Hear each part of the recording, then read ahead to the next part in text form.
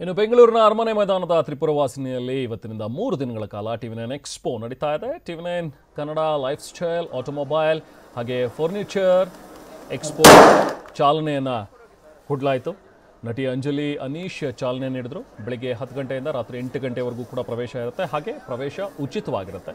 So ಗ್ರಾಹಕರು ತಮಗಿಷ್ಟವಾದ electronics, automobiles ವಸ್ತುಗಳನ್ನು ಖರೀದಿ ಮಾಡ್ಬೋದು. ಜೊತೆಗೆ ಒಂದೇ ಸೂರಿನಡಿ ನಿಮಗೆ ಫರ್ನಿಚರ್ಗಳು ಕೂಡ ಲಭ್ಯ ಇರುತ್ತೆ. ಹಾಗೆ ನಿಮ್ಮ ಇಷ್ಟದ ಕಾರ್ಗಳನ್ನು, ಬೈಕ್ಗಳನ್ನು ಕೂಡ ನೀವಲ್ಲಿ ಬುಕ್ ಮಾಡ್ಬೋದಾಗಿರುತ್ತೆ.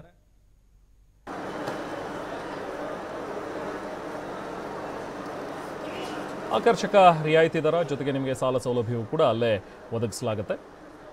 ಮನದ ಕಡಲು ಸಿನಿಮಾದ ನಾಯಕಿ ರಾಶಿಕಾ ಶೆಟ್ಟಿ ಎಕ್ಸ್ಪೋದಲ್ಲಿ ರೌಂಡ್ಸ್ ಹಾಕಿ ವಸ್ತುಗಳನ್ನು ನೋಡುತ್ತಾರೆ.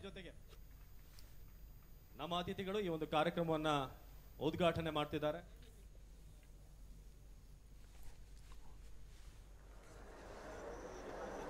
ಸೊ ಟಿವಿ9 ಪ್ರಸ್ತುತಪಡಿಸ್ತಾ ಇರುವಂತಹ ಟಿವಿ9 ಎಕ್ಸ್ಪೋ.